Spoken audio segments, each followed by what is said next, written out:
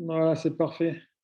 Donc, Ok, très bien. la team, je présente Paul. Paul, Enchanté.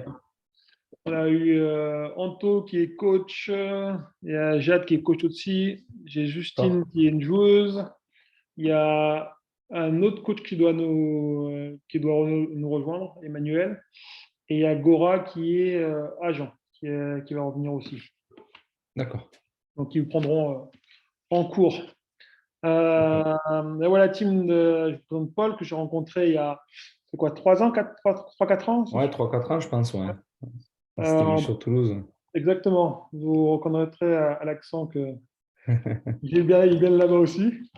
Et pareil, on a bien connecté la franchise, le fait qu'ils ne vendent pas du rêve aux gens et de beaux conseils aussi. Donc voilà, c'est quelqu'un en qui j'ai confiance. Et j'ai pensé à lui pour faire cette visio sur la gestion de patrimoine. Donc, Paul, je te laisse la main, je te laisse te présenter Ça et marche. ton activité. Yes, ça marche. Donc, Paul Jaubert, donc, j'ai un cabinet de gestion en patrimoine, ça fait maintenant 5 ans. Donc, je connais bien la problématique liée au sport puisque j'ai côtoyé également le haut niveau dans le rugby. Donc, je connais toutes ces problématiques-là de carrière courte, perte de contrats potentiels, risque de blessure, etc., qui font que il faut se prémunir et anticiper tout ça le mieux possible. Ça, c'est la première chose. Donc, c'est pour me présenter à titre personnel. Aujourd'hui, le cabinet Ovalie Conseil, on accompagne un peu plus de 90 sportifs pro. Donc, foot, rugby, handball, pas trop de basketteurs. Donc, ça peut être dans l'idée. Nous, on cherche bien sûr à continuer à se développer. Donc, voilà, tout en faisant un travail vraiment personnalisé sur mesure. Donc, pas un travail de masse. Moi, j'aimerais revenir sur deux, trois points en préambule. C'est quelques statistiques qui sont parlantes et je pense que certains doivent le connaître. C'est qu'aujourd'hui, quand on parle de NBA ou quand on parle de foot, même en première ligue, il y a des statistiques comme au bout de 3 ans d'après-carrière, ou certaines fois 5 ans, selon les statistiques qui sortent, mais il y a un sportif sur deux, un joueur sur deux qui finit ruiné à la fin de sa carrière. Donc, c'est quand même déjà des chiffres qui sont parlants, et ça, que ce soit en NBA ou au foot. Donc, c'est quand même important. Et pour ça, ben, il y a plusieurs facteurs qui rentrent en ligne de compte. Il y a le fait que, ben, il y ait des sommes d'argent qui soient gagnées assez rapidement en étant jeune et sans avoir ce côté éducation financière qui permet de savoir quoi faire de cette somme d'argent et comment l'utiliser et reconnaître ce qu'est un actif, ce qu'est un passif et pouvoir gérer un budget. Ça, c'est le premier point. Il y a ce premier point. Il y a le deuxième point, effectivement, malheureusement, de l'entourage qui parfois fait que certains sportifs rencontrent des problématiques liées à l'argent, que ce soit familial, au cercle d'amis et autres. Ça, c'est le deuxième point. Et le troisième point, et qui est quand même important, c'est le fait ben, que beaucoup de sportifs vivent au-dessus de leurs moyens, on ne va pas se cacher. Déjà, ils vivent au-dessus de leurs moyens pendant leur carrière, et donc forcément, quand les revenus baissent drastiquement à la fin de la carrière, si on reste sur un train de vie élevé, ça devient très, très, très compliqué très rapidement. Et c'est pour ça que malheureusement, 3 à 5 ans après la fin de carrière, ben, beaucoup de sportifs se retrouvent sans rien, voire ruinés, parce que le peu qu'ils avaient mis, pour certains qui avaient mis un peu quelques petites choses en place, ben, si, ils l'ont vite grignoté à cause de leur train de vie. Donc voilà, ça c'était le préambule pour rappeler que ça touche beaucoup les sportifs pour toutes ces raisons-là. Donc, par rapport à ça, donc nous, on intervient de la manière suivante, c'est que notre but, c'est que le sportif, pendant sa carrière sportive, il puisse se constituer du patrimoine, donc via divers leviers, hein. Donc, on intervient sur tout ce qui va être épargne, investissement financier, investissement immobilier, optimisation fiscale, et tous les conseils, on va dire, de manière générale dans tout ce qui va être gestion financière ou patrimoniale, de manière globale. On intervient sur tous ces sujets. On intervient d'une manière qui est importante, c'est qu'on est indépendant. Ça, c'est primordial, en tout cas à mes yeux. C'est qu'aujourd'hui, on va voir une banque, j'ai un peu d'argent à placer, ou je voudrais me constituer un patrimoine financier. Ils vont forcément vous parler de là où les solutions de la banque, puisqu'ils n'ont rien d'autre à proposer. Nous, là où on se distingue, c'est qu'en étant indépendant, on va pouvoir aller chercher les meilleures solutions qu'il va y avoir sur le marché en fonction du profil du joueur ou de la joueuse, de ses moyens financiers et de ses objectifs. Et ça, c'est primordial et encore plus pour un sportif, puisqu'il faut savoir gérer ce cadre-là du fait qu'il peut y avoir des augmentations importantes de salaire, il peut y avoir aussi des diminutions de salaire importantes. Donc, tous ces éléments-là doivent être pris en compte quand on fait des préconisations et quand on met en place des choses. Et ça, malheureusement, dans une banque ou dans un grand groupe, ils ne savent pas forcément gérer cet aspect-là. Donc ça, c'est important, c'est la première chose. Et le fait qu'avec un seul interlocuteur, nos clients, ils ont accès à tout le marché. C'est-à-dire qu'aujourd'hui, vous allez voir votre banquier, il va forcément vous parler que du placement financier, bien sûr aussi du crédit immobilier, par exemple, mais ce n'est pas lui qui va vous trouver un bien immobilier, qui va vous parler d'autres solutions d'investissement qu'il peut y avoir, etc. Donc nous, l'avantage, c'est qu'avec un seul interlocuteur, on a accès à tout le marché. Puisque nous avons toutes les habilitations, que ce soit en termes de conseil financier, d'assurance, et de transactions immobilières.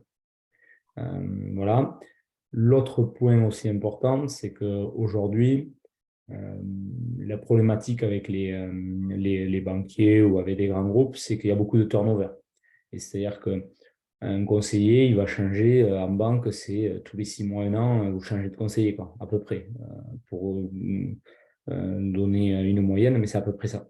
Donc, comment bâtir une relation de confiance et comment bâtir un suivi derrière avec personnalisé, c'est très compliqué. Puisqu'à chaque fois, il faut repartir de zéro. Et puis, la personne qui reprend le dossier, il a 800 autres clients. Et voilà, donc ça devient problématique. Donc ça, c'est vraiment sur ces sujets-là que nous, on s'appuie pour se différencier en fait de ce qui se fait dans les grands groupes. Et nous, on va vraiment aller sur de la personnalisation, du sur-mesure et surtout travailler dans la durée. Voilà. Ça, c'est des points très importants.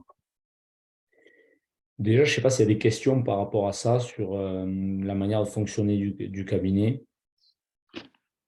À part non. Je sais pas si quelqu'un d'autre. Non, non, c'était clair. Ok, top. Top. Après, si on rentre un peu plus dans le vif du sujet et qu'on voilà, on commence par les bases, c'est-à-dire que ce qui est important, nous, c'est de pouvoir déjà, dans un premier temps, avec le sportif, faire un bilan avec lui. Ça, c'est vraiment notre méthode de travail et c'est ce qui prend le plus de temps et qui est au final le plus important. C'est-à-dire qu'on ne travaille jamais à l'aveugle. C'est-à-dire que des solutions, il y en a pléthore. Des solutions d'investissement, il y en a plein. Mais ce qu'il faut, c'est trouver là où les solutions qui vont correspondre aux sportifs ou à la sportive en fonction de divers éléments qui vont être ses flux financiers, quels sont ses revenus, quelles sont ses charges, qu'a-t-il ou qu'a-t-elle déjà mis en place. Ça, c'est important de le savoir. Quel est son patrimoine aujourd'hui? Quel est son rapport avec l'argent aujourd'hui? Comment elle est organisée? Et comment nous, par rapport à tout ça, on peut se greffer, optimiser certaines choses qu'elle a déjà mis en place. L'idée n'est pas de tout révolutionner, c'est d'optimiser certaines choses qu'elle a mis en place, de réorienter certaines solutions vers d'autres qui peuvent être plus pertinentes par rapport à ses objectifs et à ses attentes. Et voilà, et ça, c'est un travail qui est très important et qu'il faut mettre en place, c'est-à-dire faire un listing un peu des revenus, c'est assez facile, de ses charges, lister, voilà, aujourd'hui, quelles sont mes charges, ok, j'ai un loyer à payer ou c'est payé par le club, je vais avoir forfait téléphone, etc. etc. Donc ça, on liste toutes les charges, est-ce qu'on a un crédit voiture, voilà, toutes ces charges-là, et on dégage par rapport à tout ça une capacité, ce qu'on appelle une capacité d'épargne ou une capacité d'investissement, peu importe, et ça, c'est souvent une base de travail.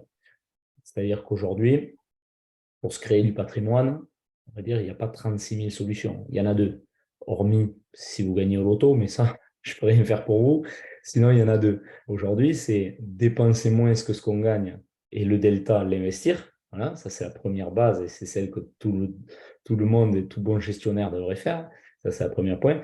Et le deuxième point qui peut être intéressant et complémentaire, bien évidemment, ça va être profiter de l'effet de levier du crédit grâce à la banque qui va nous prêter de l'argent pour investir dans l'immobilier, par exemple, et se créer du patrimoine avec, du coup, en partant de zéro et avec un levier moins important. Voilà. Ça, c'est les deux solutions qui vont permettre de créer du patrimoine. Voilà, il y en a pas, quand on part plus ou moins de zéro, voilà les solutions. Donc, c'est travailler sur son salaire et par la suite, et en complément, pouvoir investir à crédit pour se créer du patrimoine et aller un peu plus vite grâce à l'argent de la banque. Voilà les deux solutions. Donc, par rapport à ça, la première, ça va être vraiment, qu'on soit un jeune sportif ou un joueur confirmé, ça va être de mettre en pilote automatique, on appelle ça, un pourcentage de son salaire de côté. Ça, c'est vraiment la base, parce que ça va permettre de pouvoir se payer en premier. Ce qu'on appelle se payer en premier, c'est-à-dire que aujourd'hui, avant de payer les différentes charges ou avant d'acheter la dernière paire de baskets à la mode, le but, ça va être déjà de penser à son futur. Et pour ça, et se payer à soi-même. Et ensuite, on paiera les autres et on se fera potentiellement plaisir avec l'argent qui reste. Mais ça, c'est important parce que ça permet de se cadrer dès le départ, de pouvoir savoir, OK, ça, je suis OK avec ça, je mets, selon ses revenus, je mets 20-30% de côté, ou 10%, ou 15 ou 20, voilà, selon, et certains, ils peuvent mettre 50% de leur salaire en fonction des montants. Mais ça va être primordial. Et l'idée, c'est de monter en puissance. Plus, bien sûr, le salaire augmente, ça ne veut pas dire que le salaire augmente, que les charges doivent augmenter. Malheureusement, il y a beaucoup de sportifs qui raisonnent comme ça, c'est qu'ils gagnent 2000, ils en dépensent 2000, ils en gagnent 10 000, ils en dépensent 10 000. Et c'est là où on arrive à des drames, parce que même avec des 100 000 euros par mois, malheureusement, il y en a certains qui, visiblement, en fin de carrière, se retrouvent en difficulté. Donc, c'est pour ça que ça, c'est important. Une fois qu'on s'est plié à ça, de manière automatique, quand le salaire va augmenter, automatiquement, OK, on va faire le point, oui, on va augmenter la mensualité d'épargne ou d'investissement parce qu'on aura pris ce biais-là et qu'on sera habitué à le faire. Et ça, c'est vraiment important. Donc voilà pour ce sujet-là. Donc, c'est travailler sa capacité d'investissement, sa capacité d'épargne et la faire évoluer en fonction de son évolution de carrière et de salaire. Ensuite, l'autre point, ça va être aussi, si on a déjà accumulé des capitaux, qu'est-ce qu'on en fait? Bon, là, plusieurs solutions aussi peuvent être envisagées. Pour ça, il faut couper le patrimoine en trois grandes parties, on va dire, pour que vous ayez une idée. C'est le côté court terme, le côté moyen terme et enfin le long terme. Donc, dans le court terme, nous allons y mettre tout ce qui va être livret d'épargne, compte courant, etc. Des choses qui sont disponibles immédiatement, ce qu'on appelle de l'épargne de précaution. Donc ça qui va permettre de, si vous avez un souci avec votre voiture, vous devez déménager ou acheter un meuble ou partir en vacances, voilà, c'est dans cette réserve d'argent qu'on va piocher, qui n'est pas là forcément pour avoir de la rentabilité, mais qui est plutôt là pour avoir de la disponibilité. Voilà. Ça, c'est le premier point, c'est le court terme. Et ça, il en faut. En moyenne, ça reste une moyenne en fonction de la sensibilité de chacun, ça peut évoluer, mais on va dire qu'on estime qu'il faut à peu près 3 mois de revenus devant soi. Alors forcément, quand on gagne, plus on gagne d'argent, plus forcément, c'est cette règle, par exemple, si on gagne 50 000 euros par mois, on ne va pas forcément mettre 150 000 euros en épargne court terme. Mais ça reste une moyenne selon les revenus, mais c'est à peu près ça. Voilà, 2 à 3 mois de revenus devant soi pour être un peu tranquille. Le reste doit être investi sur de l'épargne ou de l'investissement moyen terme et ensuite le long terme. Donc, dans le moyen terme, on va y retrouver d'autres solutions qui peuvent être de l'assurance vie, du PEA, du compte titre, du crowdfunding. Voilà, bon, là, je ne vais pas forcément peut-être rentrer dans le détail de chaque solution, mais c'est juste pour donner un ordre d'idée, où là, le moyen terme, on va dire, c'est 5 ans et plus, quoi, à peu près, voilà, environ. Et ensuite, nous allons aller sur le long terme, où là, le long terme, c'est, on va dire, 10 ans, quoi, à peu près, 10 ans et plus. 10 ans, où là-dedans, on va y mettre l'immobilier, même si encore, ce n'est pas une généralité, c'est-à-dire que, bien sûr, on peut acheter un bien immobilier, le revendre dans 4 ans, ce n'est pas le souci. Mais en règle générale, quand on achète de l'immobilier, c'est plutôt pour une vision long terme, donc c'est pour ça qu'on le met dans cette catégorie-là. C'est plutôt une vision où se dire, ça va me permettre d'avoir des revenus complémentaires lors de ma fin de carrière. Donc c'est plutôt dans ce biais-là, ou alors je revendrai le bien et ça me permettra d'avoir un apport pour autre chose. Donc ça c'est plutôt dans le long terme. Après, nous avons dedans des SCPI, par exemple, Société civile de placement immobilier. C'est la pierre papier, c'est on investit au travers d'une société de gestion dans de l'immobilier et on reçoit des revenus. Donc là, c'est pareil, c'est du long terme. On va y mettre des plans en retraite, des choses comme ça. Où là, vraiment, on est sur la catégorie long terme. Et donc, une fois qu'on a fait ce travail-là, qu'on a listé où on en est à aujourd'hui et où c'est qu'on va pouvoir aller, eh bien, on va sélectionner dans le court terme, dans le moyen terme, dans le long terme, ben, les différentes solutions et combien on va allouer à chaque solution. Et là, ben, déjà, on a une bonne base de travail pour gérer sereinement son patrimoine. Donc, voilà l'idée de départ un peu sur ces sujets. Je ne sais pas s'il y a des questions déjà. Et juste, là, tu avais parlé de pourcentage sur le court terme. Non, pas le pourcentage, tu avais dit en gros que c'était 3 mois. Ouais. Est-ce que sur les autres, il y a une règle pareille pour le moyen terme et le court terme ou pas forcément? Non, pas forcément le court terme. On va dire qu'il y a vraiment cette règle-là parce que c'est s'il y a un coup dur. En fait, l'idée, c'est pas Ouais, d'investir. C'est comme des gens qui sont à fond, par exemple, dans l'immobilier et qui vont mettre tout leur patrimoine dans l'immobilier. Mais c'est une grave erreur parce que si à un moment donné, tu as besoin de 2 3 000, 5 000 euros, ben, tu ne vas pas vendre un bien juste parce que tu as besoin de 5 000 euros. Donc, ouais, c'est pour ça que dans la logique, il faut déjà créer son court terme. Une fois qu'on a son court terme, on va sur le moyen terme. Une fois qu'on a le moyen terme, on va sur le long terme. Après, le moyen et le long terme peut se faire en même temps, l'un n'empêche pas l'autre. Mais il faut construire les choses pour que ce soit qu'il y ait déjà des bases solides, en fait. C'est comme une fondation dans une maison, quoi. Si on démarre par le toit, il va y avoir un problème. ouais, Voilà. Mais là, c'est exactement pareil. Si on démarre, qu'on veut investir dans l'immobilier, qu'on veut investir dans des solutions où il faut attendre 8 à 10 ans, alors qu'on n'a même pas 3 000 euros de côté, bon, ça va vite devenir compliqué. Donc, c'est pour ça qu'il faut déjà prioriser les choses, mettre une partie de son argent sur du court terme. Une fois qu'on l'a déjà, ben, OK, je dis n'importe quoi, selon mes revenus, ben, j'ai 10, 15, j'ai 10 000 euros de côté. OK, ben, on peut aller sur des solutions un peu plus moyen terme et dire ben, je vais mettre en pilote automatique un pourcentage de mon salaire sur une solution plutôt moyen terme maintenant que j'ai déjà mon court terme. Et voilà, et en parallèle, ben oui, j'ai un contrat, j'ai 3 ans de contrat, 2 ans de contrat. OK, je peux aller solliciter une banque, voir quelle est ma capacité d'emprunt et voir sur quoi je peux me positionner si l'immobilier m'intéresse. Après, c'est toujours pareil. Nous, ce qu'on dit, c'est qu'il ne faut surtout pas aller dans des solutions où ça en devient une contrainte et où ça en devient un tracas. C'est-à-dire que pour bien gérer son patrimoine, enfin, pour être à l'aise avec son patrimoine, il faut avoir quelque chose qu'on maîtrise et qu'on comprend et avec lequel on est à l'aise.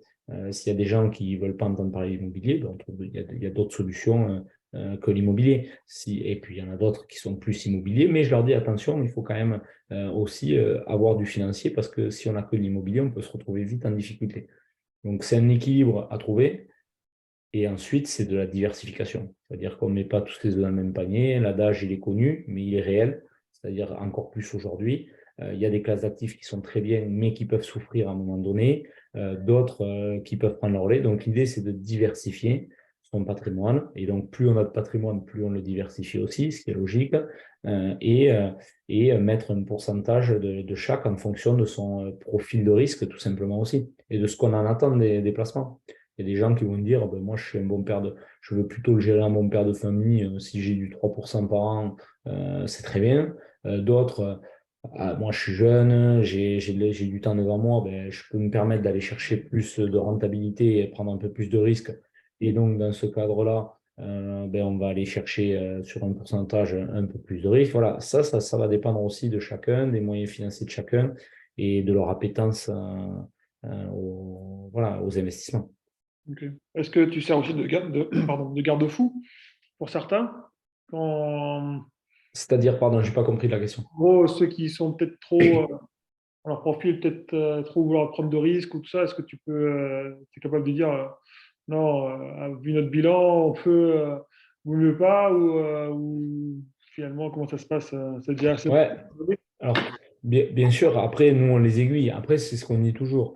Nous, on fait aussi beaucoup d'éducation financière. Ce que je suis en train de dire là, ben, je le dis, voilà, je le dis fréquemment aussi à nos joueurs, c'est-à-dire que quand un sportif nous sollicite ou quand on travaille avec, c'est pas que du descendant. C'est-à-dire que on est là aussi, c'est un échange. C'est-à-dire que ça reste l'argent du sportif, c'est lui qui en est maître. Nous, on est là que pour le conseiller, l'accompagner, et s'il le souhaite, mettre en place les solutions.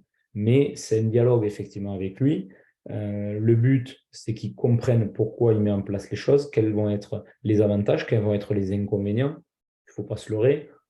Des martingales ou des placements miracles, à part sur TikTok ou sur Instagram, ça n'existe pas dans la vraie vie. C'est-à-dire que dans chaque solution, il y a des avantages et des inconvénients, mais comme partout et comme dans tout dans la vie, c'est juste qu'il faut cerner ce qui va être le plus intéressant et le meilleur compromis pour le sportif. Donc ça, c'est le premier point déjà. Et donc par rapport à ça, bien sûr que nous, on aiguille et on va dire, ben, nous, au jour d'aujourd'hui, c'est quand même notre rôle et on a l'expérience pour, de dire, ben, au vu de ta situation, voilà telle ou telle solution que nous, on te conseille et qu'on privilégie. Ensuite, c'est un échange, on en discute et après, le sportif, bien sûr, reste toujours maître de son investissement et de choisir. Mais oui, après, on ne va pas sur... Je donne un exemple, hein, j'ai un sportif, j'ai un footballeur à la fois qui me dit moi, je veux investir, là, j'ai reçu une prime, je vais investir en crypto. OK, très bien. Sauf que quel est ton patrimoine aujourd'hui? Parce que voilà, si quelqu'un me l'avait présenté, c'était une recommandation. OK, donc je ne connaissais pas. OK, avant de parler de ça, déjà, on va faire un bilan. Quelle est ta situation aujourd'hui? Qu'est-ce que tu as déjà mis en place? Qu'est-ce que tu as comme argent de côté? Sur quel type de support, etc., etc. Et en fait, je me rends compte que c'était son premier investissement, c'est-à-dire qu'il n'avait jamais rien fait. Il avait juste un livret A, je ne sais plus exactement, mais il avait juste du livret bancaire et il voulait directement aller sur des crypto-monnaies et mettre tout ça à prime. Je dis, c'est pas que je suis pour ou contre les crypto-monnaies, ça c'est autre chose. Moi, à titre personnel, j'en ai un petit peu. Voilà, ça, c'est pas le problème. La seule chose, c'est que ça, c'est des choses qui sont hyper volatiles. Et donc, du coup, on doit allouer à cette solution qu'un certain pourcentage de son patrimoine qu'on va pouvoir se permettre, entre guillemets, alors, j'aime pas le mot qu'on va pouvoir se permettre de perdre, parce que quand on fait un investissement, on n'est jamais là pour le perdre, on n'est pas au casino. Sinon, on va directement au casino, tu mets la boule noire et puis voilà, tu auras autant de chances de le faire. Donc ça, je n'aime pas ce mot-là. Mais en tout cas, qu'on ait ce pourcentage de patrimoine-là, qu'on se dise que ben, c'est quelque chose que peut-être qu'on reverra que dans 10 ans, que dans 15 ans. On ne sait pas en fait, parce que selon la tournure des événements, si c'est de l'argent que tu as besoin dans 2 ans, si c'est le très mauvais moment pour retirer dessus, ben, il ne faudra pas le faire, parce que sinon c'est là où tu vas perdre de l'argent. Donc c'est pour ça que ça, c'est vraiment une stratégie de diversification, comme certains veulent investir dans le vin, je sais pas, moi, dans plein de ce qu'on appelle un peu, entre guillemets, des investissements exotiques, entre guillemets, donc où c'est des solutions qui sont un peu plus volatiles, un peu plus risquées, un peu moins maîtrisables, surtout, c'est surtout ça. Ben, dans ce cas-là, on peut s'orienter dessus si on a le patrimoine suffisant. C'est-à-dire que si on avait 15 000 euros de côté, je pense pas que la priorité, ce soit d'aller dans les crypto-monnaies, quoi. Il y a d'autres choses à faire avant. C'est dans ce sens-là. Donc, oui, on guide quand même et on ne va pas aller n'importe comment dans une solution. Si moi, je n'y crois pas et que pour moi, le sportif, il ne doit absolument pas se faire ben, cette solution-là, ben, nous, on va être capable de lui dire et de s'orienter sur autre chose ou de ne pas travailler avec lui. D'accord. Ouais. Et dans les solutions à mettre rapidement sur place pour tout le monde, est-ce que ce que nous proposent les banques, comme les livrets A, tout ça, c'est des supports que tout le monde doit avoir, en gros, ou pas forcément, ou dès qu'on veut lancer, par exemple, j'ai zéro épargne, par quoi je commence, que ce soit rapide et efficace, par quoi je peux commencer? Alors, ben, ce qu'on a dit au départ, effectivement, mettre une partie sur du court terme. Donc, court terme, livret bancaire, c'est le livret A, LDD, c'est des produits qui sont réglementaires. Donc, effectivement, on peut y aller dessus. Pour ceux qui ne sont pas imposables ou très peu imposables, ils ont même le LEP qui est très intéressant en ce moment. Alors, il faut gagner moins de, je ne sais plus, mais c'est dans les 17 000 euros ou 18 000 euros, je ne sais plus exactement, là, il faudra vérifier. Mais donc là où celui-là, il rapporte beaucoup plus qu'un livret A, par exemple, mais il est plafonné à 7 700 euros. Donc du coup, celui-là, si on peut y avoir accès, ben oui, celui-là en priorité, le LEP par exemple. livret d'épargne populaire. Après, le livret jeune pour ceux qui ont moins de 25 ans, mais bon, il est plafonné à 1006, donc ça reste très limité. Donc ça, c'est les aspects court terme. Oui, il en faut, comme je dis, voilà, il faut, selon ses revenus, 2-3 mois ou un peu plus de revenus de côté. Et ensuite, par contre, ce qu'il y a beaucoup en banque et que j'explique fréquemment à mes sportifs, c'est qu'il y a beaucoup trop d'argent qui est laissé sur les comptes courants ou sur des livrets bancaires, justement, à un seuil supérieur à ces fameux 3 mois de revenus devant soi. Et c'est-à-dire qu'il y a beaucoup de sportifs qui se retrouvent à avoir du 30, du 40, du 50 000 euros et des fois plus, hein, mais sur des comptes courants qui ne travaillent pas, qui sont à zéro, hein, ou sur un livret, ou sur certaines solutions, type des fois un PEL qui a été ouvert qui est à un taux à 1%. Voilà. Et là, ben, en fait, c'est dommage parce que quand on dit ben, le temps, c'est de l'argent et c'est la réalité, c'est-à-dire que ben, cet argent-là, si on le place plutôt sur un support sans aller sur des supports hyper risqués, mais si on va sur du 3-4%, franchement, on peut en trouver sur des solutions sécuritaires. Eh ben, ça fait quand même 3 fois plus que ce qu'il y a aujourd'hui, ou 4 fois plus si c'est un placement à zéro. Et surtout, donc ça c'est le premier point, c'est déjà la rentabilité. Et donc ça, si on met ces 3-4%, 3 fois plus, ben, pendant 10 ans, ben, ça fait mine de rien quelques petits en plus. Et avec le jeu des intérêts composés, les intérêts font des intérêts, et le côté effet boule de neige, ben, sur une fin de carrière, il y a quelques milliers d'euros voilà, qui peuvent être de différence. Donc ça, c'est important.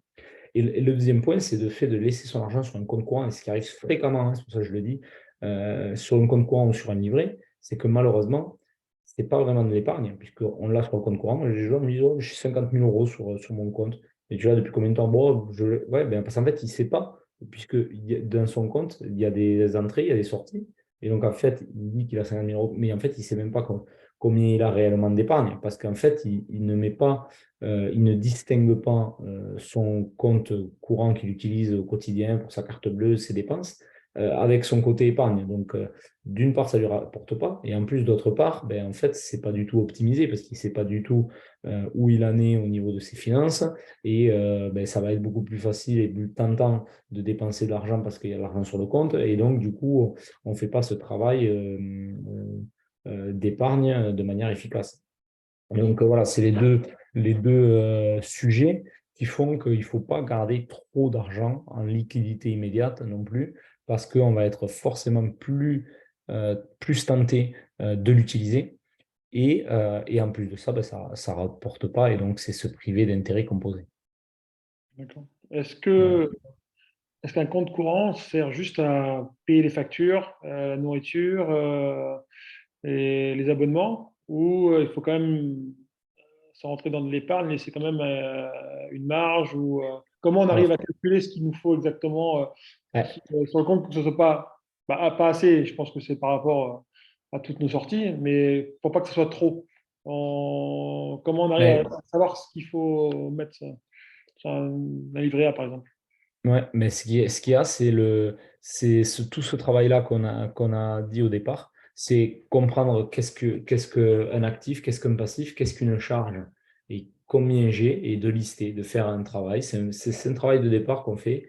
C'est, on le demande aux sportifs ou on l'aide si jamais, ben, c'est de lui lister toutes ses dépenses. C'est-à-dire qu'il prend son relevé mensuel et il regarde tous les mois ce qu'on appelle, après ce qu'il faut distinguer. Donc, c'est ce qu'on appelle les charges fixes. Donc, dans les charges fixes, il va y avoir loyer, assurance voiture, assurance maison, téléphone, Internet. Ça, c'est des choses qui sont récurrentes, qui arrivent tous les mois. Donc ça, on peut l'anticiper, on le sait. Tous les mois, j'ai n'importe quoi, tac, ou j'ai un crédit voiture, des choses comme ça. J'ai 500 euros de charges tous les mois, par exemple, fixe. OK, donc ça, déjà. Et je gagne, je sais pas, moi, je dis n'importe quoi, et je gagne 5 000 euros. OK.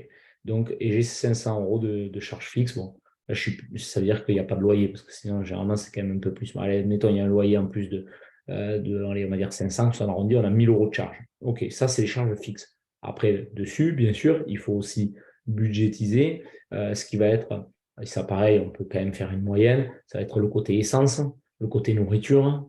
Voilà, bon, une fois que après quelques mois, voilà, on peut cerner quand même à peu près quel budget on utilise. On n'est pas à 20 € près non plus, on est d'accord, mais savoir. Donc ça, c'est ce côté-là. Donc il y a le côté charge fixe. Après, il y a le charge, ce qu'on appelle courante, donc tout ce qui va être nourriture, essence, voilà, des charges qui sont quand même plus ou moins incompressibles et que de toute façon, il va y avoir tous les mois, mais qui ne vont pas être forcément exactement toutes les mêmes, tout le temps les mêmes.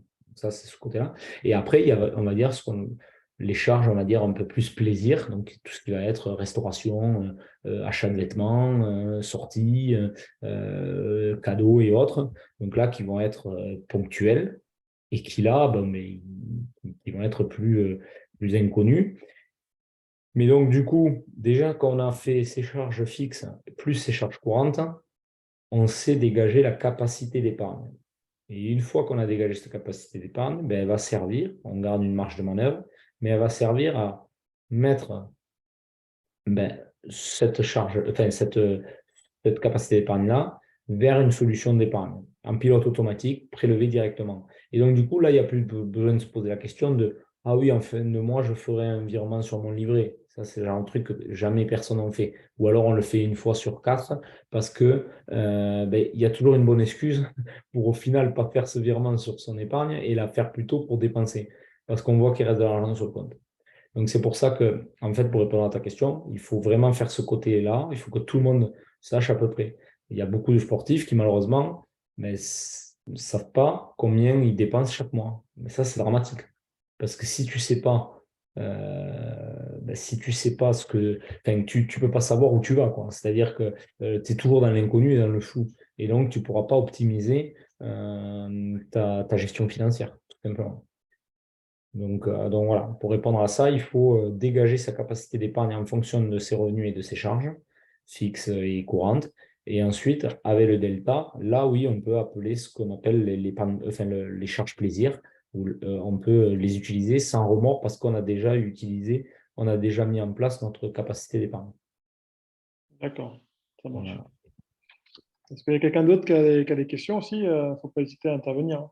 Moi, je voulais demander, parce que j'étais pas là au début de la vidéo.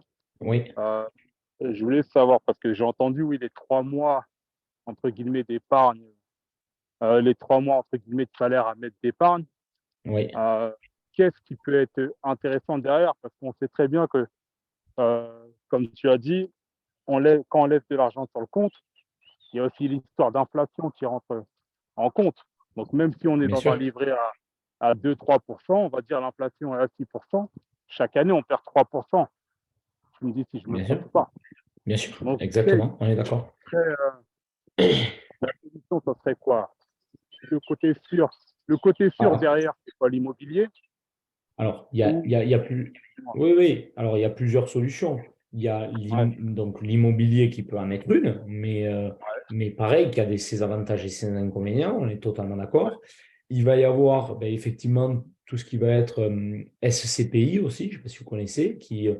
voilà, aujourd'hui, a un rendement, on arrive à trouver des CPI à 5,5 de renta avec des revenus passifs sans faire grand-chose et assez sûr, puisqu'en échelle de risque, on est à 2 sur 7. Donc, C'est quoi une D'accord. CPI? SCPI, c'est des sociétés civiles de placement immobilier. En fait, c'est de la pierre papier. C'est-à-dire qu'il y a une société de gestion qui va gérer un parc immobilier.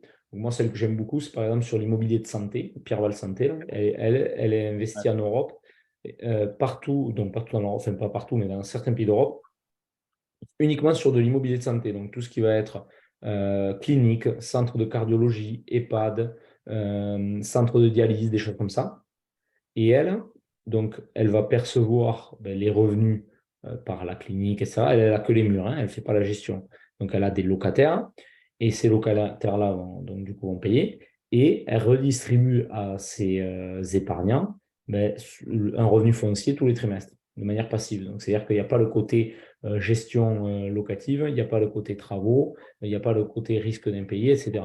Donc, ça permet d'avoir des revenus de manière passive qui arrivent sur le compte avec des rentabilités quand même, qui restent intéressantes. Donc, il y a ce point-là qui peut être une alternative. Je dis pas, ça dépend de la situation de chacun et voilà, des capitaux qu'on peut allouer.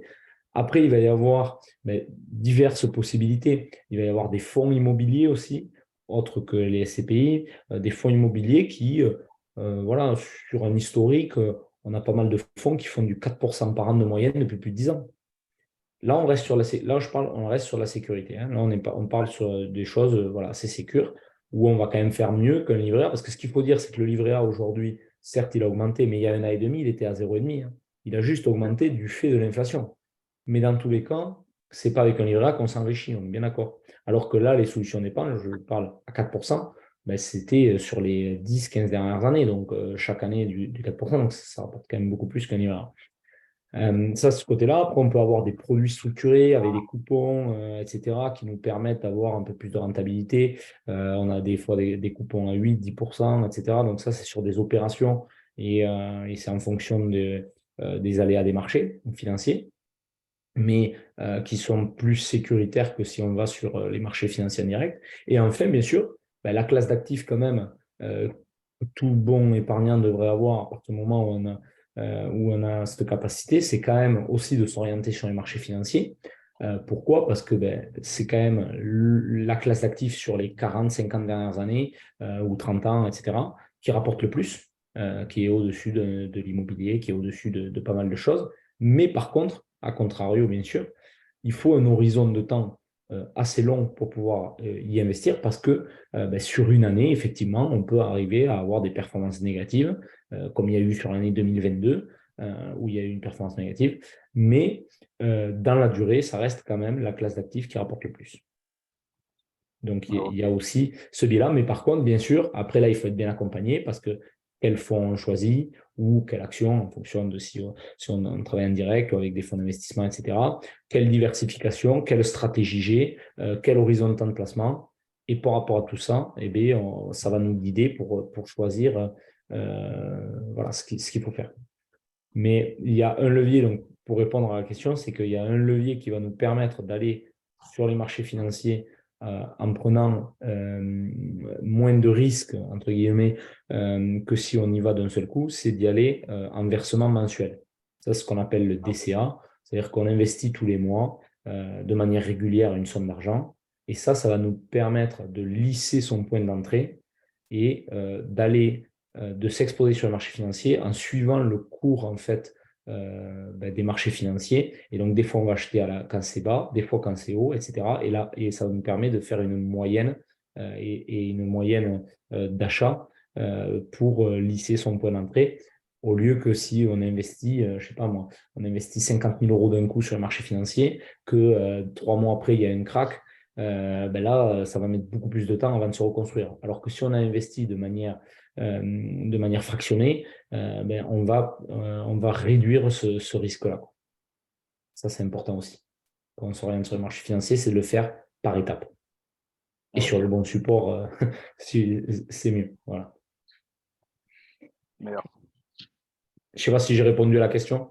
Oui, complètement. À une partie déjà. Après, on reste là, et je pense qu'Alexandre est d'accord, c'est on reste sur quelque chose entre guillemets généraliste, même si là je commence un peu à rentrer en détail, mais c'est bien. Mais c'est-à-dire qu'on ne peut pas, bien évidemment, qu'après, ben, si vous voulez en savoir plus par rapport à votre situation, etc., ben, le but, ce sera de faire un entretien individuel, de faire vraiment pour aller plus loin et pour pousser la chose en fonction des éléments que j'aurai à ma possession et de pouvoir discuter un peu plus en détail, bien sûr, aussi, quoi.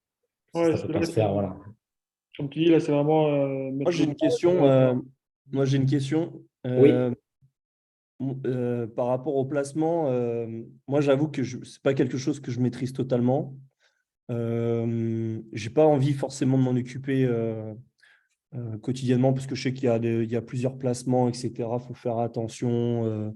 Je passe pas des trucs de bourse, etc. Mais il faut faire attention, il faut être tout le temps actif, etc. Et ce n'est pas trop mon délire. Et j'ai aussi un autre truc, c'est que, bon, tu as pris l'exemple de footballeur, etc. Bon, je ne gagne pas le salaire d'un footballeur. Est-ce que c'est vraiment accessible aujourd'hui de placer et de construire un patrimoine? Est-ce que c'est vraiment accessible à tout le monde? Et est-ce que c'est vraiment utile? Je prends un exemple. Aujourd'hui, si par exemple, comme tu dis, la capacité à investir, je ne sais pas moi, j'exagère un peu, mais tu sais, elle est 50 € ou 100 €, est-ce que c'est vraiment utile d'investir 50 ou 100 euros pour 5 ans, enfin, tu vois, au niveau de la retombée, est-ce que c'est vraiment utile de faire ça, tu vois? Alors, il y a plusieurs points. Nous, déjà, moi, ce que je me bats, parce qu'en étant dans le rugby, bon, ça m'a permis pas mal de choses, mais c'est pas grâce au rugby que je me suis enrichi. Ça, c'est le premier point. Donc, moi, ce qui me tient à cœur, c'est que chaque sportif puisse avoir accès. Alors, je dis chaque, c'est-à-dire qu'on ne met pas, on va pas travailler avec tout le monde, mais ce que je veux dire, c'est qu'on ne met pas de barrière à l'entrée liée au salaire du sportif. Ça, c'est important et ça me tient à cœur pour deux raisons principales. La première, c'est que dans le sport, ça va très vite, dans un sens comme dans l'autre. Et j'ai eu des joueurs, pour citer l'exemple d'un joueur, bien sûr, je ne vais pas donner son nom, mais pour citer l'exemple d'un joueur, on a commencé à travailler ensemble, il avait 17 ans, il gagnait 2000 euros bruts par mois. Il en gagne aujourd'hui plus de 150 000 par mois. Et il a 19 ans, donc en 2 ans.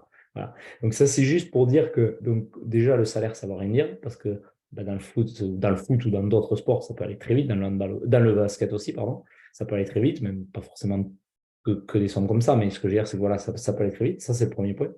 Et donc nous, plus on accompagne un jeune, un sportif, mieux c'est parce qu'on peut commencer à l'éduquer et mettre en place certaines choses et ensuite il aura déjà cette vision, ça c'est le premier point. Et le deuxième point qui nous tient à cœur, c'est que effectivement, le salaire, ça ne veut rien dire. Il y a des joueurs qui gagnent 20 30 000 euros par mois, mais qui vont moins mettre d'argent de côté et qui vont moins bien investir que quelqu'un qui en gagne 3 000. Parce que train de vie, parce que charge importante, parce que pas la bonne philosophie, etc., etc. Donc c'est pour ça que nous, on ne se lie pas avec l'argent et ce n'est pas parce qu'on a, entre guillemets, un revenu moins important qu'on ne peut pas investir, en fait. Et presque, j'ai envie de dire, alors, pas au contraire, parce que tout le monde doit investir, hein, parce que comme on le voit, des joueurs qui gagnent 100 000 euros par mois qui se retrouvent ruinés, ça prouve qu'il fallait qu'ils investissent et qu'ils sont loin d'être à l'abri. Mais ce que je veux dire, c'est que plus on va avoir un salaire moins important, mais plus il va falloir être rigoureux, bien sûr, pour se créer du patrimoine. Donc, ce qui est logique, puisque le levier d'épargne ou d'investissement, il va être moins important. Donc, du coup, justement, ben, il faut encore plus l'optimiser parce qu'on ne va pas pouvoir viser une prime de 100 000 euros qui va nous permettre d'investir, etc., etc. Donc c'est pour ça que oui, on peut mettre en place des choses. Bien sûr, il y a la réalité des chiffres aussi derrière, c'est-à-dire qu'en mettant 100 euros par mois, on ne va pas se retrouver à la fin de sa carrière avec un patrimoine qui nous permet d'être tranquille. On est bien d'accord. Mais par contre, entre le fait d'investir de manière régulière pendant une certaine durée, plus les intérêts composés, etc., va permettre de pouvoir déjà accumuler des capitaux et qui sont toujours mieux que de rien faire ou de laisser son argent dormir sur un livret. Et rien ne dit qu'ensuite la carrière permette d'avoir des revenus plus importants et donc de mettre en place d'autres solutions complémentaires. Donc, pour répondre à ta question, oui, tout le monde peut investir. Il n'y a pas forcément de besoin d'avoir un montant particulier à mettre. Bien sûr, il y a toujours la réalité des chiffres, hein. Si tout l'argent qu'on gagne, il est dépensé, ben, nous, on n'a pas de baguette magique, on ne va pas pouvoir faire grand-chose, on est bien d'accord.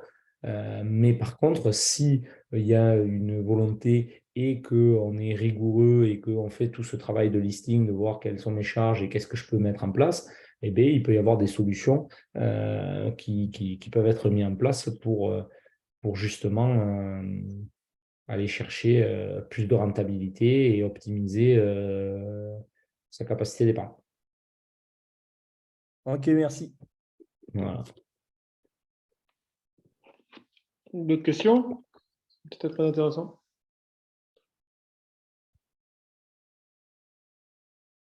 Gia, Justine, Manu. Ah, moi, tout est clair. C'est hyper intéressant. Donc, non, tout le monde a posé les bonnes questions pour moi. Tu peux en poser une aussi.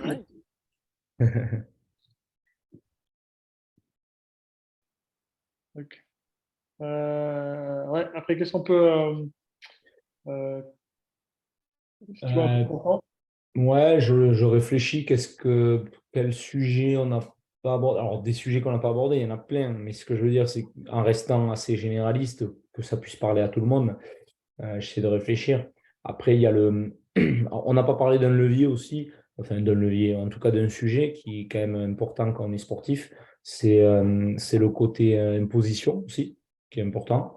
Par rapport à l'imposition, il peut y avoir, moi, de ce que je rencontre souvent, il peut déjà y avoir un problème, enfin, un problème, une problématique liée à l'impôt à la source, parce que certes, enfin, le fait qu'il y ait l'impôt à la source, ça a gommé certains travers, parce que, pour donner un exemple, avant qu'il y ait l'impôt à la source, ben, on déclarait ses revenus N-1 et on les payait l'année N. Et donc, il y avait des problématiques liées au fait que ben, un sportif, l'année d'avant, avait un gros salaire et se retrouvait l'année qui suivait avec une baisse importante de salaire, mais il était imposé sur le salaire qui était important avant. Et donc, s'il n'avait pas ben, gardé de l'argent de côté pour payer, uniquement pour payer ses impôts, ben, il pouvait vite se retrouver en difficulté. Donc ça, le fait de l'impôt à la source a gommé une partie de ça, du fait de, au fil du temps, d'avoir un prélèvement tous les mois de cette imposition à la source. Donc ça, c'est très bien. Par contre, ça ne fait pas tout. C'est-à-dire que ben, souvent, les contrats, ils sont jusqu'au 30 juin dans le sport. Basket aussi, je pense que c'est pareil. Ouais, voilà. Donc, du coup, si on a une... Pardon? Tu dis au 30 juin? Ouais. Ouais. Ouais, voilà. Donc, si, par exemple, ben, saison 2022-2023, je dis n'importe quoi, on gagnait 3 000 euros par mois, saison 2023-2024, on passe à 10 000. Donc, à partir de juillet, c'est sur un salaire à 10 000. Sauf que les impôts, ils ne sont pas au courant que vous avez augmenté votre salaire de cette façon-là. Et donc, ils vont vous prélever toujours sur le taux de prélèvement à la source qui était calculé sur l'ancienne imposition, sur la dernière imposition que vous avez faite. Et donc, si vous n'allez pas sur impôt.gouv mettre à jour ces données-là, etc., mais du coup, ça va faire que, certes, ils vont vous prélever du coup moins que ce qu'ils auraient dû vous prélever à partir de juillet sur votre nouveau salaire. Mais du coup, quand vous allez faire votre déclaration en 2024, ils vont s'apercevoir du coup qu'il y a eu une évolution de salaire plus importante. Et donc, en 2024, vous allez devoir payer un delta qui peut être plus important, qui va être lissé. Donc, je pense que c'est arrivé à certains qui va être lissé pendant 4 mois, de septembre à décembre. Et donc, du coup, là, on peut se retrouver quand même avec des fois des difficultés parce que, du coup, ben, on a un montant important de régularisation, plus ou moins important en fonction, qui va être à verser en fin d'année suivante, quoi, en 2024, du coup, pour le coup.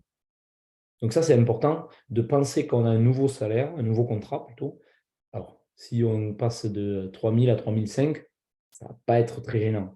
Par contre, quand il y a des sauts plus ou moins importants comme ça, ben, il faut penser à actualiser son taux à la source sur l'impôt.gouv pour avoir un bon prélèvement et pour ne pas avoir trop de régularisation l'année suivante au moment de la déclaration. D'accord. J'y pense, mais c'est un élément important. Je ne sais pas si tu l'avais en tête, ça, Alexandre. Non, ça, pas du tout là. C'est qu'automatiquement, personnellement, moi, j'ai tout mensualisé.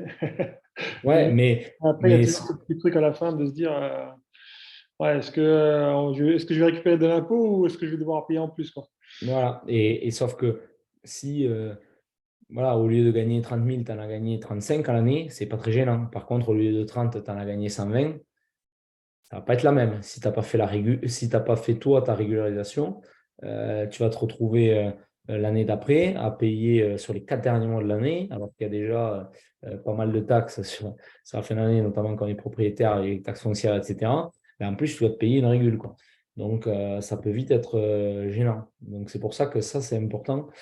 C'est un premier tips un peu sur les impôts qui est important à prendre en considération quand il y a une évolution plus ou moins importante de salaire, mais il faut mettre à jour son taux d'imposition. D'accord. Et comme on est bien avancé, juste un sujet. On entend toujours optimisation fiscale. Qu'est-ce qu'on comprend là-dessus? En gros, est-ce qu'on peut, pas des baguettes magiques, mais enlever nos impôts? C'est ça. Sur quoi on peut jouer pour Ouais. faire diminuer ça? Alors, il y a plusieurs leviers. Moi, effectivement, tu as raison de le dire, c'est que optimisation fiscale pour optimisation fiscale, très peu d'intérêt si ça a beaucoup de contraintes derrière, ou en tout cas, si derrière, c'est des choses qui ne vont pas correspondre aux sportifs. Donc, l'idée, ce n'est pas de juste gommer son impôt pour gommer son impôt, c'est qu'il faut qu'il y ait une utilité derrière. Donc, il y a le fait qu'on peut effectivement transformer son impôt en patrimoine. Ça, c'est le top. Et il y a plusieurs solutions qui vont dépendre du montant que vous devez payer l'impôt. Et surtout, ce qu'il faut penser aussi, quand on est sportif, la première chose, c'est de se dire quels sont mes revenus actuels et quels vont être mes revenus futurs. Anticiper ça, déjà. Donc ça, c'est vrai que ça se fait plutôt à partir du moment où on est plutôt dans une phase exponentielle de son salaire, plutôt que dans une phase descendante de son salaire, où certes là, on a un salaire et après il va faire que descendre sur les prochaines années, ça a moins d'intérêt. Et ensuite, le deuxième point, c'est se dire, est-ce que je vais rester en France? Ça a aussi une importance. C'est-à-dire que si on part sur un investissement pour gommer, je dis n'importe quoi, sur 6 ans son impôt, mais qu'au bout de la deuxième année, on part à l'étranger et que du coup, on n'est plus imposable en France, le levier fiscal, il ne marche plus. Donc ça, c'est des éléments qui sont importants à prendre en compte par rapport à sa carrière déjà, pour voir où on en est de sa carrière et même si dans le sport, tout peut aller très vite, mais essayer d'anticiper ce côté-là. Et après, oui, donc du coup, il y a plusieurs solutions. Il peut y avoir des solutions financières qui vont permettre, grâce à un investissement, de réduire son imposition et du coup d'avoir une rentabilité. Donc, il y a des loi Girardin, des choses comme ça qui existent en fonction du seuil d'impôt qu'on paye. Il faut au moins des montants minimums. Et ensuite, il peut y avoir aussi, grâce avec l'immobilier, de pouvoir transformer tout simplement son impôt en patrimoine. Et là, c'est pareil, ça dépend de son imposition et de ses désirs et objectifs. Ce que je dis, l'idée, c'est pas d'investir juste parce qu'on veut gommer son impôt. Voilà. Faut que ça respecte quand même un cheminement. Il y a ces côtés-là. Après, optimisation fiscale, sans parler d'investissement, il peut y en avoir d'autres. Il peut y avoir le PACS, par exemple. si on a un conjoint ou une conjointe qui a des revenus moins importants où il faut qu'il y ait en fait, pour que ce soit intéressant. Alors là, je parle juste d'un point de vue fiscal, que ce soit intéressant, parce qu'après, le PACS peut avoir d'autres intérêts, on est d'accord, hein. Là, je parle que de ma partie. Mais pour que ce soit intéressant fiscalement, il faut quand même qu'il y ait une différence de revenus. Voilà. Là où il y a une différence de revenus, là, ça va être intéressant parce qu'on va diviser par deux un montant. Et donc, forcément, si on divise et que le revenu du conjoint ou de la conjointe est moins important, du coup, ça va permettre de réduire son imposition, rien qu'avec ce système-là, par exemple. Voilà, après, il peut y avoir d'autres petites choses comme ça. D'accord. D'accord. Merci pour tous ces éclairages-là. Est-ce que certains ont encore des questions? Ouais, j'en ai une. Si on veut continuer avec toi, Paul, Oui. comment ça fonctionne? Enfin, comment tu te rémunères en fait? Ouais, alors très bonne question. Il y a deux choses, comment on peut être rémunéré. Alors déjà, la première, c'est que comme je t'ai dit et comme j'ai dit, nous, on ne met pas de barrière à l'entrée. Et donc, on a décidé que pour tout ce qui va être le conseil, faire l'étude, etc., on ne va pas prendre des honoraires de conseil pour faire payer une étude patrimoniale, faire payer une étude financière, etc. Donc, nous, on est rémunéré comme un courtier, on va dire, c'est-à-dire que nos partenaires, donc on travaille avec plein de partenaires différents en termes de placement, d'immobilier, etc., ils nous rémunèrent un pourcentage du montant qu'on fait placer. Donc notre intérêt, il est commun avec le sportif. Donc tout ça, on l'a dans le document d'entrée en relation, hein, donc je pourrais t'envoyer, etc. C'est-à-dire que notre intérêt, il est commun avec le sportif. C'est que plus lui, il est satisfait, plus il met d'argent et plus il en gagne, plus nous, on en gagne aussi. Voilà. Puisque c'est un pourcentage du montant placé, un peu comme un courtier, directement rémunéré par nos partenaires. Donc ça, c'est important pour le sportif, c'est transparent, qu'il passe par sa banque ou par nous, ça lui coûtera pas plus cher. Ça, c'est le premier point. Pareil pour l'immobilier, on travaille comme un agent immobilier. Donc, si on travaille avec un promoteur, c'est le promoteur qui nous rémunère. Si on travaille en direct sur l'achat par rapport à un bien immobilier, là, c'est comme un agent immobilier classique. Donc, voilà, donc il n'y a pas de choses en plus. Les seuls moments où on va prendre, nous, des honoraires de conseil, qu'on n'a pas le choix, on va dire, dans la mesure où on ne va pas être rémunéré par quelqu'un d'autre, ça va être, par exemple, si on doit gérer la déclaration d'impôt du sportif, des choses comme ça, où là, on va faire uniquement du conseil. Et tu t'imagines bien, ce n'est pas le fils qui va nous payer. Donc, si on passe 2 heures sur une étude, sur un avis d'impôt, ben voilà, on va prendre un forfait pour te faire ta déclaration d'impôt, on te prend le temps selon la difficulté, on se met d'accord. Et là, effectivement, c'est le sportif qui va nous rémunérer. Voilà, dans ce cadre-là. Ok, ça marche. Merci. Voilà, mais sinon, on a décidé, parce qu'il y a certains cabinets qui le font, hein, que ce soit des cabinets dédiés aux sportifs ou pas d'ailleurs, où ils vont faire payer une étude patrimoniale, je dis n'importe quoi, 1 000 euros, où ils vont prendre pour un suivi annuel, ils vont prendre un pourcentage du salaire, un peu comme un agent. Enfin voilà, il y a plein de systèmes en fait, parce on a le droit de prendre des honoraires de conseil. Donc, il y a plein de systèmes qui peuvent être imaginés. Moi, je ne choisis de pas le faire parce qu'on est plutôt là, on n'est pas là pour travailler sur du one-shot. On n'est pas là juste pour donner un conseil et au revoir. Moi, c'est pas ma philosophie et c'est pas forcément comme ça que je travaillais. Donc, on est plutôt là pour travailler dans la durée avec le sportif pendant sa carrière et son après-carrière. Et donc, si on fait ça, si on commence déjà à mettre une barrière à l'entrée, demander un pourcentage du salaire ou demander un montant cash, ben, un jeune sportif ne va pas forcément être intéressé et donc il va pas mettre voilà, il va pas travailler avec nous, donc c'est pas le but. Voilà. D'accord, merci. Y a-t-il d'autres questions? Moi, juste savoir comment est-ce qu'il faut faire si on veut travailler avec vous. Alors, du coup, on peut se mettre en relation, voir avec Alexandre à la limite, je pense. Enfin, Déjà sur le groupe, je mettrai toutes les coordonnées de Paul. Ouais. Voilà, de toute façon, Paul est sur le groupe. Hein. Et après, ça sera libre à vous de vous mettre en relation et d'échanger là-dessus. Et après, je vous laisse gérer entre vous, quoi. Très bien. Ouais. C'est ta feignasse, quoi, comme d'hab. On sait tous. Ouais, exactement, il faut bien que je m'en pose un jour. Quoi.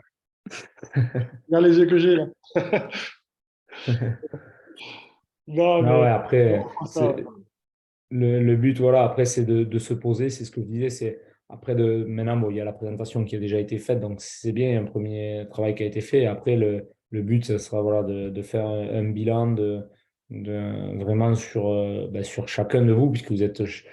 Voilà, on est combien? On est 5 ou 6 sur la visio. Chacun a des revenus différents, des charges différentes, une situation différente, des objectifs qui vont être différents, des horizons de carrière qui vont être différents. Donc, après, voilà, le but, c'est vraiment de personnaliser ça et d'avoir un discours en fonction de tous ces éléments-là, quoi.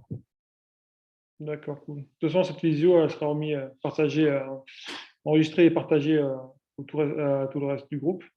Et voilà, comme je dis, les coordonnées de Paul seront mises aussi. Comme ça, dès que vous voulez échanger avec lui, vous prenez rendez-vous. Et après, ce sera un plaisir de vous répondre là-dessus, quoi. Yes. Bon. En tout cas, merci Paul. Vas-y. Avec plaisir. Merci beaucoup. Merci beaucoup. Je suis poli, Alex. Non, je dirais rien, c'était trop facile. Et, en tout cas, merci Paul pour ton temps. Et en tout cas, comme tu as dit, le but, c'était vraiment de mettre les bases. Et Yes. en 1 heure, on ne peut pas tout expliquer de la gestion de patrimoine. Mais bon, au moins maintenant, on sait où te trouver. Et si on a besoin, on n'hésite pas à te contacter. Exactement. Et si j'ai pu déjà éclairer et sensibiliser certaines personnes sur certains sujets et sur la vision, c'est déjà gagné, c'est très bien. Et après, moi, je me tiens à votre disposition pour en discuter plus en détail et avancer avec grand plaisir. C'est cool, merci. En tout cas, merci à tout le monde d'avoir participé. Je crois que la plus grosse vision, hein, on était jusqu'à 7 là, et c'est bien de mettre voir les choses en place et de voir que ça fonctionne. Merci à tous et de toute façon, on se retrouve bientôt pour une visio. Et bon courage et bonne fin de journée. Ouais, bonne journée à tout le monde. Merci beaucoup. Ciao, ciao. Merci. Merci beaucoup, en tout cas. Avec À plaisir, bientôt. merci. Au revoir. Ciao.